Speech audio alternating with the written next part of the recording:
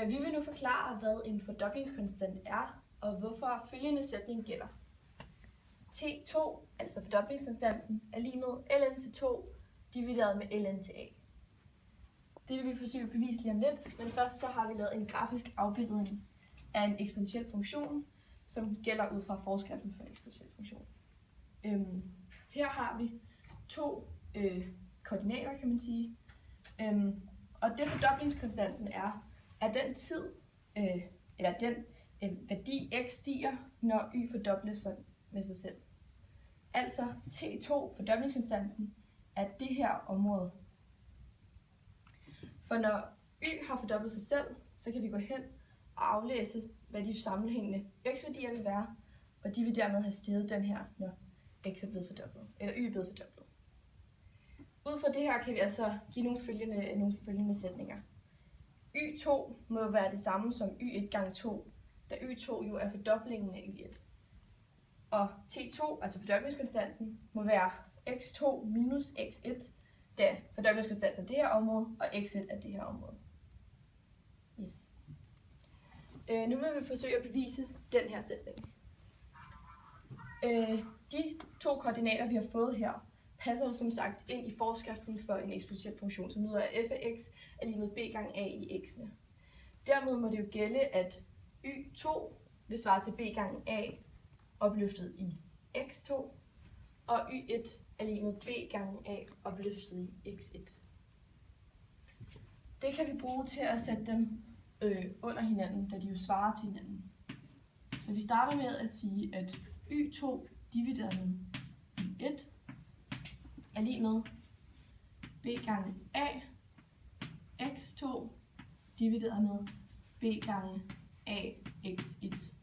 Da de her to værdier jo sådan set er ens, og de her to værdier er ens, som vi lige har bestemt herovre. Jeg tager lige papir fra. Okay. Vi kan allerede se her, at b'erne går ud med hinanden, og det giver god mening, da fordoblingskonstanten er uafhængig af b-værdien. Yes. Det næste vi vil gøre, det er at se på den sætning, vi nedskrev herover, hvor der står, at y2 er lig med y1 ganget med 2. Så det kan vi indsætte i stedet for. Så vil det altså lyde, at 2 gange y1 divideret med y1 er lig med a opløftet x2 divideret med a opløftet i x1. Nu kan vi igen se, at y1 vil gå ud med hinanden. Så nu har vi følgende sætning. 2 er lig med ax2 divideret med ax1. Nu skal vi bruge en potensregneregel for at komme videre, som lyder, at a opløftet i noget divideret med a opløftet i noget andet vil svare til a opløftet i det første minus det andet. Så det vi skriver nu er altså, at 2 er lig med a opløftet i x2 minus x1.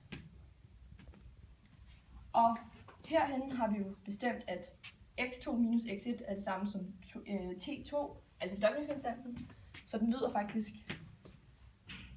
a opløftet i t2. Nu har vi altså en ukendt værdi, hvad vores a er opløftet i en ukendt værdi, så derfor skal vi bruge den naturlige logaritme til at løse den. Vi vil derfor sige, at ln, og vi kan måske lige sige, hvad den lyder. Den lyder ln til a opløftet i x er lige med x gange ln til a.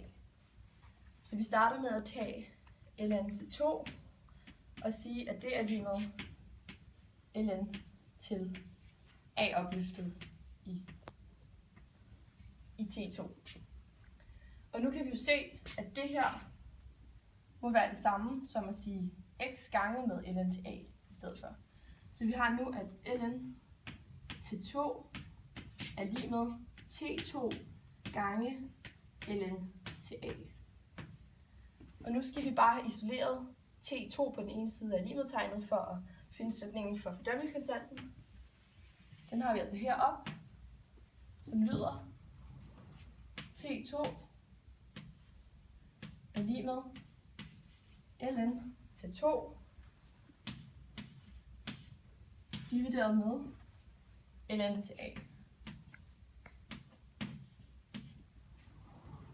Og det var jo den sætning,